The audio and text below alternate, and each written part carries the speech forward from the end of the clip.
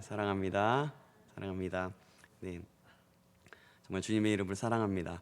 오늘 본문은 시편 가운데서도 굉장히 널리 읽혀지고 또 찬양하는 시 그런 중에 하나입니다. 그러면서 다윗이 지은 시이죠. 이 시편은 예배자들이 예배에 참석하기 위해서 성전에 들어가려 할 때에 사제가 예배자에게 입당 자격을 묻고 거기에 예배자가 대답하는 형태로 된 노래입니다. 그러나 이 시의 궁극적인 목적은 하나님의 나라에서 하나님과 영원히 거하게 될 자의 모습을 가르치기 위해 지은 지혜시라고 할 수 있습니다.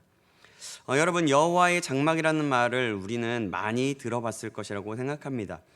여호와의 장막이라는 것은 이전에 성전이 없고 예배당이 없었을 때 여호와 하나님을 만날 수 있는 그런 처소를 말합니다. 바로 하나님의 언약궤가 머무르고 있었던 그 장막을 이야기하죠. 하나님의 언약궤가 있었던 곳은 어떤 곳입니까? 바로 거룩한 하나님의 처소를 말합니다. 거룩한 하나님의 처소를 들어갈 수 있는 사람은 바로 구별된 제사장들이었습니다.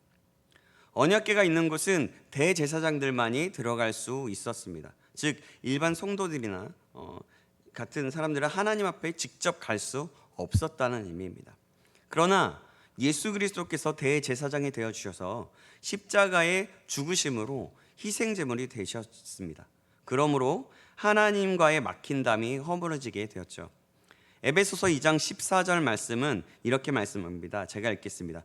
그는 우리의 화평이신지라 둘로 하나를 만드사 원수된 것 곧 중간에 막힌 담을 자기의 육체로 하시고. 아멘. 하나님과 원수되었던 우리를 예수님께서 십자가에서 죽으심으로 말미암아 그 막힌 담을 헐어주셨다는 것입니다. 그러므로 예수를 믿는 모든 자들이 하나님과 직접 만나면서 대면하면서 예수님의 이름으로 하나님을 예배함으로 하나님을 만날 수 있게 되었습니다. 여러분, 이걸 생각해 보면 얼마나 큰 은혜인지 모르겠습니다. 여러분, 이 은혜를 생각하면 우리는 감사할 수밖에 없습니다. 왜냐하면 우리는 직접 갈 수가 없었습니다. 그러나 그것 예수님께서 화목제물이 되심으로 우리가 하나님께 직접 갈 수 있었기 때문이죠. 그래서 우리는 그 은혜를 받은 자처럼 살아야 합니다. 은혜를 받은 자처럼 사는 것은 무슨 삶일까요? 어떤 삶일까요? 바로 거룩한 삶을 사는 삶을 사는 것입니다. 거룩한 바로 성도의 삶인 거죠. 거룩을 원어로 살펴보면 카도시라고 말하는데요, 구별되다라는 단어입니다. 오늘 본문에선 1절에 주의 성산에서 사는 자라는 구절에서 성산이 바로 그 단어로 쓰여졌습니다. 거룩한 성도의 삶은 구별된 삶을 사는 것을 말합니다. 이것이 바로 여호와의 장막에 거할 사람인 것입니다. 오늘 본문의 시편 기자인 다윗은 구별된 성도의 삶, 여호와의 장막에 거할 사람이 어떤 것인지, 어떤 삶을 사는 사람인지 오늘 본문 말씀을 통해서 말씀합니다. 그 내용은 무엇일까요? 10가지로 말씀하고 있는데요, 10가지를 한번 잘 살펴보겠습니다. 이를 행하는 자를 영원히 흔들리지 않겠다고 하시는데, 그럼 오늘 본문을 통해서 여호와의 장막에 거할 사람은 어떤 사람인지 우리 짧게나마 구체적으로 하나하나 상고해 보도록 하겠습니다. 첫 번째 뭐라고 했을까요? 첫 번째는 정직하게 행하며 공의를 실천하는 것이라고 했습니다. 오늘 본문 2절의 말씀을 같이 읽어보겠습니다. 2절 말씀 한번 보여주시겠어요? 2절 말씀 같이 읽겠습니다. 시작. 정직하게 행하며 공의를 실천하며 그의 마음의 진실을 말하며. 아멘. 여기서 정직하게 행하며 라는 말에서 정직이라는 말은 흠이 없다는 말입니다. 혹은 순결하다는 의미입니다. 그러니까 정직은 하나님 앞에 흠이 없고 순결한 삶을 사는 것을 의미합니다. 어느 한 일화를 담은 글인데요, 1997년에 말에 몰아닥친 그 IMF 때 30대 그룹 가운데 절반 이상이 사라지고 또 1980년 이후에 생긴 수십 개의 그룹 가운데는 단 2개만이 살아남았다고 합니다. 그 당시에 이랜드의 박성수 회장이 경영하는 그 이랜드 그룹도 위기에 빠졌다고 하는데요, 다행히도 외국인들이 투자를 해줘서 살아남게 되었다고 합니다. 1차로 5억 달러, 그 당시 하나로 약 8천억 원을 이 회사에 투자해 주었는데 박성수 회장이 그들에게 물었답니다. 지금 우리 회사는 모두 헐값이어서 당신들에게는 매우 좋은 기회일 텐데 왜 사들이지 않고 있습니까? 라고 물었습니다. 그들은 말하기를 우리도 이런 좋은 기회를 놓치고 싶진 않소. 이미 좋아 보이는 수십 개의 회사를 방문해 투자를 하려고 했지만 조사 결과 모두 장부가 2개라서 투자를 할 수 없었소. 그런데 이랜드는 장부가 하나였기 때문에 그들이 투자를 했다는 것입니다. 그래서 지금의 이랜드라는 기업이 있게 되었습니다. 지금은 정확하게는 모르겠지만 순 매출이 몇 조 원이라고 합니다. 정직한 기업을 하면 망할 것 같은데 하나님이 붙들어주고 지켜주면 안 망한다는 것이죠. 이랜드 박성수 회장은 이렇게 말했습니다. 정직하면 항상 손해를 보지만 정직 때문에 결국 흥한다. 하나님의 말씀에 순종하기만 하면 누구든지 흥한다. 그렇습니다. 하나님 앞에 정직한 사람은 흥하게 됩니다. 정직한 자에게 주시는 하나님의 축복인 것입니다. 여호와의 장막에 거할 사람은 또 어떤 사람인지 두 번째로는 공의를 실천하는 자입니다. 2절 중반부에 보니까 공의를 실천하며 라는 말씀이 있습니다. 개역 한글 성경에는 실천하라는 표현이 일삼으며 라고 표현되어 있습니다. 원래 히브리어의 그 원어적인 의미는 습관적으로 행동하다라는 의미입니다. 공의가 습관화된 삶을 말합니다.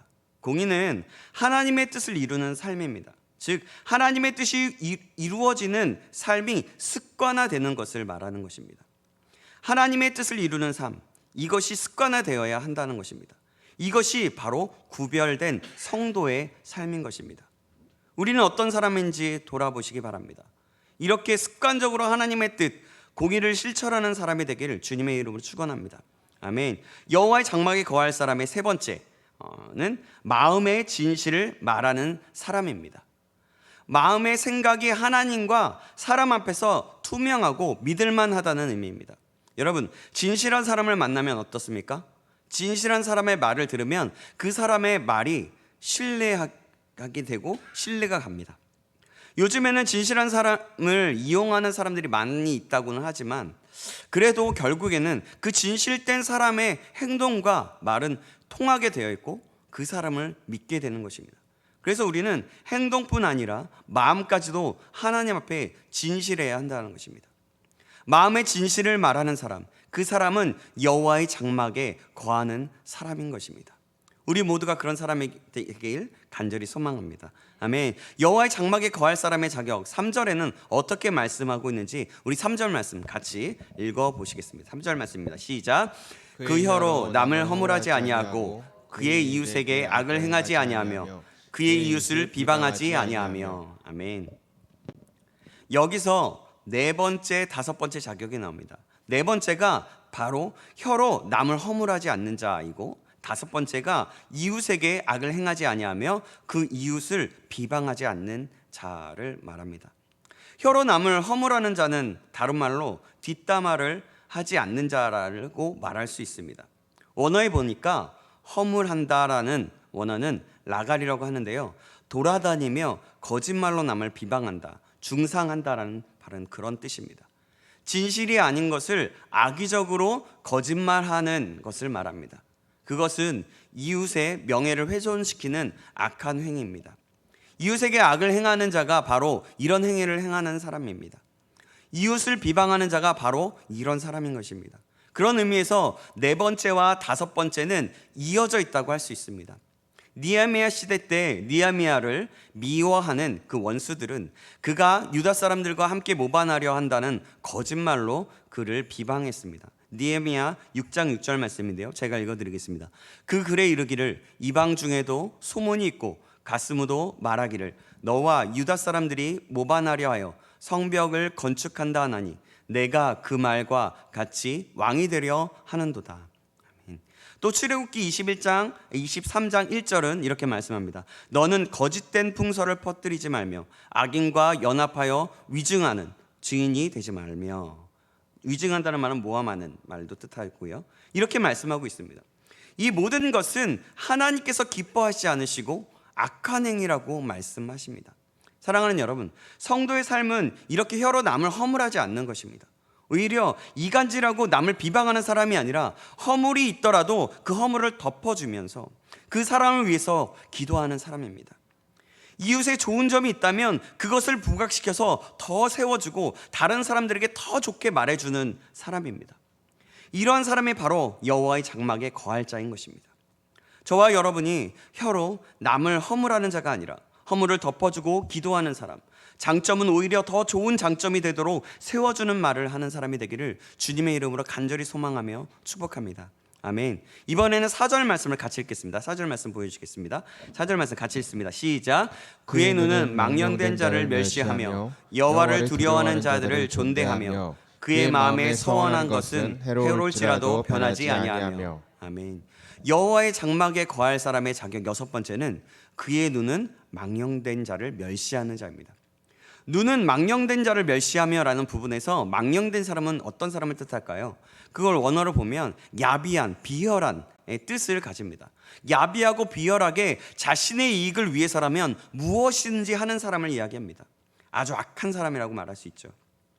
지금 우리가 사는 그 현대 사회는 어떻습니까? 자신의 이익을 위해서라면 무엇이든지 야비하거나 비열해도 전혀 상관이 없습니다. 세상은 계속해서 자신을 위해서라면, 자신에게 이익이 되기 위해서라면 다른 사람을 짓눌러도 된다라고 말합니다. 그래야 자기가 살아남는다고 말합니다. 자기의 생각이 맞으면 야비해도 비열해도 그 생각이 맞다고 하는 그런 시대입니다. 그런 의미에서 이 시대는 참 진리가 없는 시대입니다. 우리도 이와 같은 시대를 살아가는 사람들이기 때문에 다른 사람들을 짓누르는 일은 있지 않더라도 나 자신을 위해서라면 언제든지 타협할 수 있게 됩니다. 그것이 너무 쉽고 그냥 습관처럼 나타날 수 있는 그런 상황 속에서 살아가는 우리입니다. 그래서 우리는 항상 깨어 있어야 합니다. 항상 깨어 있고 하나님께서 하시는 말씀을 다시 돌아봐야 합니다. 항상 돌아보고 묵상하고 기억하며 나아가는 것입니다. 일이 벌어진다면, 어떤 상황들이 일어난다면 항상 우리가 이렇게 해보는 것입니다. 하나님, 지금 저는 어떻게 반응하며 행동해야 합니까? 진리로 나를 깨닫게 하시고 가르쳐 주셔서 타협하지 않게 해주시옵소서. 더욱더 깨어있고 하나님의 뜻 가운데로 나아갈 수 있도록 도와주시옵소서. 이렇게 기도할 때 하나님께서 주시는 마음이 있을 것입니다. 그리고 그 성경 구절을 기억나게 하실 것입니다. 여러분, 이것이 깨어있는 사람이고 하나님의 뜻을 알고 행하는 사람의 부분적인 모습입니다. 하나님과 동행하는 삶이고 여호와의 장막에 거할 사람인 것입니다. 크고 작은 일들 속에서 이렇게 작은 것에서도 하나님께 묻고 깨달을 수 있는, 그래서 깨어있을 수 있는 사람, 하나님의 뜻을 이루는 사람이 되기를 주님의 이름으로 축원합니다. 아멘. 눈이 망령된 자를 멸시한다는 것은 그런 망령되이 사는 자들의 삶을 보기 싫어한다는 말입니다. 그리고 그 망령된 자를 본받지 않는다는 말입니다. 이는 하나님의 뜻을 따라서 살기를 소망하는 삶입니다. 그런 자가 진정한 구별된 성도의 삶입니다. 그런 사람들은 또 어떤 사람일까요? 4절 중반부에 나옵니다. 여호와를 두려워하는 자를 뜻합니다. 이것이 여호와의 장막에 거할 사람의 7번째의 모습인 겁니다. 여호와를 두려워하는 자는 어떤 사람입니까? 하나님을 경외하는 자를 말합니다. 하나님은 하나님을 경외하는 자를 존대하십니다. 그래서 하나님을 경외하는 자를 존대할 때에 하나님도 우리를 그래서 하나님을 경외하는 자를 존대할 때 하나님도 우리를 존귀하게 여기신다는 겁니다. 그래서 여호와를 두려워하는 자를 존대하는 것이 구별된 성도의 삶인 것입니다. 그를 존대하는 것은 곧 여호와를 경외하는 것이기 때문입니다. 4절 말씀 뒷부분은 계속해서 여호와의 장막에 거할 사람이 어떤 사람인지 8번째로 말씀하고 있습니다. 8번째는 하나님과 약속인 서원한 것은 해로울지라도 신실하게 변하지 않는 자, 지키는 자를 말합니다. 하나님께 대한 서원은 하나님과의 인격적인 약속이며 성도가 자신의 헌신을 다짐하는 맹세인 것입니다. 그러므로 하나님은 그것을 반드시 지켜야 한다라고 강조하는 것입니다. 사람이 비록 경솔하게 서원을 하였을지라도, 서원한 것이 해로울지라도 신실하게 변하지 않고 지키라는 것입니다. 이것은 서원을 함부로 해서는 안 된다는 것을 가르쳐 주기도 합니다. 그렇지만 서원은 우리의 신앙에 있어서 중요한 부분입니다. 하나님을 전적으로 신뢰하는 믿음의 표현, 그런 의미이기 때문입니다. 오늘날 우리의 성도들이 신앙생활을 할 때에도 하나님께 약속한 것에 대해서는 반드시 지켜야 합니다. 하나님의 말씀을 보거나 들을 때에, 그리고 기도할 때 등 우리가 아멘으로 동의하는 것은 곧 하나님과의 약속이고 신앙 고백이라고 할 수 있을 것입니다. 그러므로 우리들은 하나님과의 그 약속을 지키기 위해서 애써야 할 것입니다. 그러할 때 그 서원도 지킬 수 있는 힘을 주시고 인도하시는 하나님의 은혜를 경험할 수 있게 되는 것입니다. 저와 여러분들이 날마다 이러한 믿음으로 나아가려는 애씀과 씨름이 있기를 주님의 이름으로 축원합니다. 아멘. 마지막으로 5절 함께 읽어보시겠습니다. 5절 함께 보시겠습니다. 같이 읽겠습니다. 시작.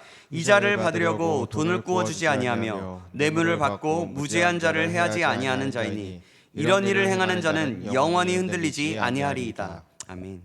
계속해서 시편 기자는 여호와의 장막에 거할 사람을 9번째로 이렇게 말씀합니다. 이익을 추구하기 위해 이자를 일부러 받으려고 돈을 구워주지 않는 자를 말하죠. 돈을 빌려주고 이자를 받는 것은 구약시대에 완전히 금지되지는 않았었습니다. 외국인에게 이자를 받는 것은 허용되었습니다. 그러나 가난한 형제나 동족에게 이자를 취하는 것은 엄격히 금지되었습니다. 동족에게 이자를 받는 것은 착취의 행위나 마찬가지였기 때문입니다. 고대 근동 지방에서는 터무니없이 높은 이자를 가난한 자들에게 착취하였습니다. 바벨론에서는 33%가 요구되었고 아수르에서는 심지어 50%까지 요구가 되었습니다. 이자를 말이죠. 구약시대의 이스라엘 사회에서도 이러한 현상이 있었기에 안식년이나 희년의 빚을 면제하는 제도가 생겼습니다. 하나님은 어려운 처지에 있는 자에 대해서 고리대금하는 행위를 하지 말라고 하시는 것입니다. 하나님의 장막에 거하는 사람은, 여호와의 장막에 거하는 사람은 돈 문제에서 깨끗합니다. 믿음의 사람은 고리대금업을 하지 않습니다.